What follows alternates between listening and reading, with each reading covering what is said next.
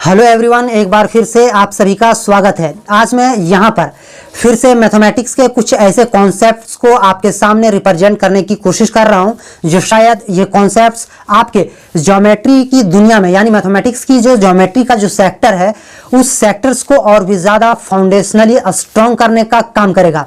यहाँ पर जो कॉन्सेप्ट हमने लिया है वो है क्वाड्रिलेटरल। और आपको यहां पर मैं सबसे पहले बता दूं कि जब कभी भी आप मैथमेटिक्स से रिलेटेड किसी भी चैप्टर को स्टार्ट करते हैं तो उस चैप्टर को स्टार्ट करने से पहले उस चैप्टर की बुनियादी कॉन्सेप्ट्स, कुछ थ्योरेटिकल कॉन्सेप्ट्स हमारे दिमाग में होना चाहिए। यहां पर यदि हमने क्वाड्रिलेटरल्स इस वीडियो का टॉपिक रखा है तो भाई क्यों ना हमें क्वाड्रिलेटरल्स के बैकग्राउंड, उसके फीचर्स और उसके कई ऐसे गुणों के बारे में हमें बेहतरीन तरीके से जानकारी हासिल करना चाहिए, जिससे क्वाड्रिलेटरल से रिलेटेड किसी भी क्वेश्चंस को जब हम काउंटर करें तो ये सारे कॉन्सेप्ट्स उस क्वेश्चंस को सॉल्व करने के लिए पर्याप्त रहे। क्वाड्रिलेटरल दो शब्दों का कॉम्बिनेशन है, क्वाड्री दूसरा लेटरल। यहां पर क्वाड्री का मतलब चार और लेटरल का मतलब साइड, यानी एक ऐसा ज्योमेट्रिकल फिगर जिसके चार साइड्स हों तो उसे आप क्वाड्रिलेटरल बोल दे। फर्दर यहां पर आप इस क्वाड्रिलेटरल्स को डिफाइन करने के लिए कुछ एक्स्ट्रा प्रॉपर्टीज भी आप ऐड कर सकते हैं। जैसे सर एक ऐसा ज्योमेट्रिकल फिगर जिसके चार साइड्स हों, चार वर्टिसेस हो, चार एंगल्स हो और उन चारों एंगल्स का सम 360 डिग्री के बराबर हो और जिस ज्योमेट्रिकल फिगर्स का दो डायगोनल्स हो उसे आप क्वाड्रिलेटरल बोल दें। अब आपको यहां पर जानना है कि सर क्वाड्रिलेटरल का डिफिनेशन तो आपने मुझे समझा दिया, पर सर क्वाड्रिलेटरल का क्या कैटेगरीज है? क्या हम मैथमेटिक्स की दुनिया में यदि प्रवेश करते हैं अलग अलग क्वाड्रिलेटरल्स के बारे में हमें अध्ययन करना पड़ सकता है? तो आपको बता दूं कि यहां पर आपको टाइप्स ऑफ क्वाड्रिलेटरल के बारे में भी ध्यान देना। आपको अपने कॉन्शियसनेस, आपके अपने मेंटल एबिलिटी, आपके अपने कंसंट्रेशन को एक बिंदु पे कॉन्सेंट्रेट करते हुए आपको ध्यान देना है। क्वाड्रिलेटरल के मुख्यतः 7 काइंड्स हैं। सारे फीचर्स को आपको पकड़ में लाना चाहिए ताकि क्वाड्रिलेटरल से रिलेटेड जब भी आप किसी भी क्वेश्चन को सॉल्व करें तो क्वेश्चन भाई आपके डर से थर थर कांपने लगे। यदि क्वाड्रिलेटरल के 7 प्रकार है तो यहां पर जैसा कि आप स्क्रीन में देख सकते हैं कि यहां पर सबसे पहला प्रकार है रेक्टेंगल, दूसरा प्रकार है पैरेललोग्राम, तीसरा है स्क्वायर और फिर रोम्बस, फिर यहां पर ट्रेपेजियम को डिस्प्ले किया गया है और उसके बाद फिर काइट। अब यहां पर आपको एक एक करके इंडिविजुअली इन सारे फिगर्स, इन सारे क्वाड्रिलेटरल्स के बारे में आपको थोड़ा बहुत फीचर्स भी हासिल करना है ताकि नेक्स्ट वीडियो में यदि क्वाड्रिलेटरल से रिलेटेड क्वेश्चंस को सॉल्व किया जाए तो आप बेहतरीन तरीके से इन फीचर्स के मदद से उन क्वेश्चंस को सॉल्व कर सकें। यहां पर सबसे पहले मैं आपको बता दूं कि रेक्टेंगल एक ऐसे फिगर्स को आप कहिएगा जिस फिगर्स में आमने सामने का साइड पैरेलल्स हो, आमने सामने का साइड्स इक्वल हो और चारों एंगल्स 90 डिग्री के इक्वल हो, तब आप ऐसे फिगर्स को, ऐसे क्वाड्रिलेटरल को रेक्टेंगल नाम देंगे। फिर आपको ध्यान देना है कि सर कुछ हद तक रेक्टेंगल और पैरेललोग्राम इन दोनों का शक्ल मिलता है, तो क्या इन दोनों के रिजेम्बलेंस को ही हम मान लें कि ये दोनों फिगर सेम है? बिल्कुल भी नहीं ब्रदर। आपको ध्यान देना है कि क्वाड्रिलेटरल में से रेक्टेंगल और पैरेललोग्राम ये दोनों फिगर्स में काफी डिफरेंशिएशन है।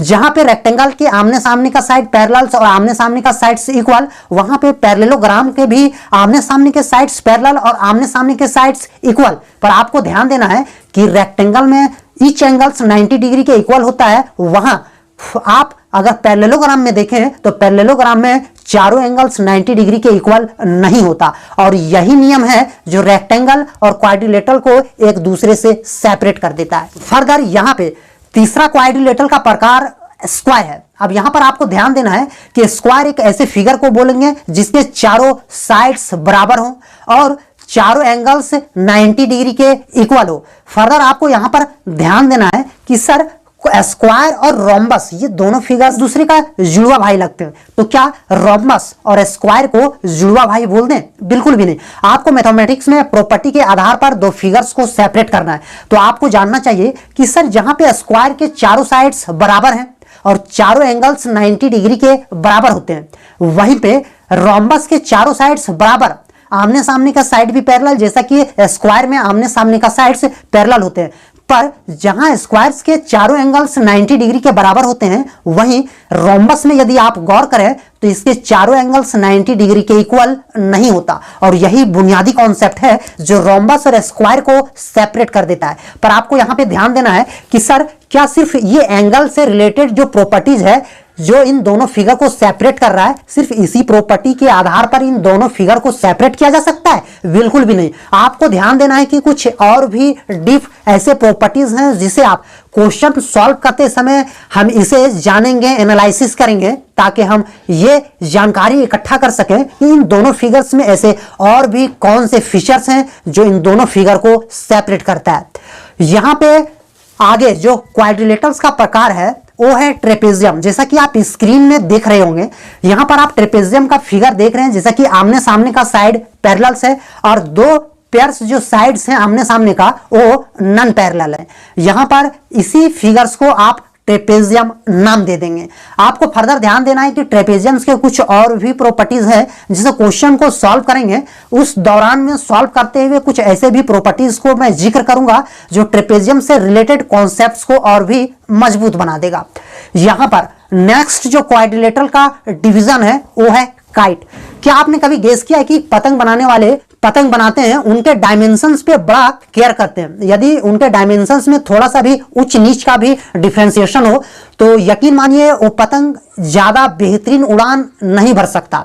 आपको बता दूं कि काइट यहां पर क्वाड्रिलेटरल्स में वो डिवीजन है जिसके दो साइड्स ऐसे हैं, पेयर्स में दो साइड्स ऐसे होते हैं जो बराबर होते हैं और नीचे के दो पेयर्स ऑफ साइड्स ऐसे होते हैं जो बराबर होते हैं।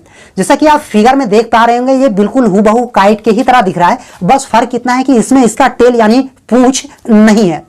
यहां पर यदि इन दो पेयर्स ऑफ साइड्स को जो दो एक दूसरे के बराबर हैं, इनके साइड्स या डायमेंशंस में यदि आप ऊंच नीच कर दें और पतंग के शेप में इसे रियलिस्टिक काइट बना दें तो पतंग उड़ान ही नहीं भर सकता। पता है क्यों? यहां पर रीजन ये बनता है कि सर इस काइट्स का जो डायमेंशंस है एक दूसरे का इक्वल नहीं है, यानी पेयर्स में जो दो साइड्स हैं उन दोनों साइड्स का जो डायमेंशन है वो बिल्कुल हूबहू लेंथ में इक्वल होना चाहिए, तब जहां के ये उड़ान भर सकता है। तो आपको यहां पर जानना है कि सर काइट्स जब भी आपको पूछा जाए कि ये किस तरह का क्वाड्रिलेटरल है या तो क्वाड्रिलेटरल के किस डिवीजन में है और किस किस तरह की प्रॉपर्टी इसमें व्यापक रूप में पाए जाते हैं, तो आपको सिर्फ इतना ध्यान रखना है कि काइट एक काइट के शेप में होता है। इसके एक पेयर्स ऑफ साइड्स इक्वल होते हैं और दूसरे पेयर्स ऑफ साइड्स इक्वल होते हैं, जैसा कि आप फिगर में देख पा रहे होंगे। यहां पर आपको एक बुनियादी कॉन्सेप्ट जो बहुत ही बेहतरीन है जिसे आपको जानना चाहिए कि आपको यहां पर पैरेललोग्राम और ट्रेपेजियम ये दो ऐसे क्वाड्रिलेटरल्स हैं जिस क्वाड्रिलेटरल्स के बारे में आपको ज्यादा से ज्यादा जानकारी हासिल करना चाहिए और इससे रिलेटेड जितने भी कॉन्सेप्ट्स और जितने भी क्वेश्चंस हैं, जब कभी भी ट्रेपेजियम और पैरेललोग्राम से आपकी मुलाकात हो तब आपको सजग हो जाना है। एक एक कॉन्सेप्ट्स को आपको अपने दिमाग में इंस्टॉल करना है ताकि आप पैरेललोग्राम से रिलेटेड और ट्रेपेजियम से रिलेटेड जितने भी क्वेश्चंस आप अपने एकेडमिक सफर में या तो किसी भी कॉम्पिटिटिव एग्जाम में सॉल्व करें तो इन दो फिगर से रिलेटेड क्वेश्चंस काफी ज्यादा कंपोज किया जाता है। जब आप इस तरह की कॉन्सेप्ट या तो इस तरह की क्वेश्चंस को काउंटर करना शुरू कर दें तो आप बड़े ही आसानी से क्वेश्चंस को सॉल्व कर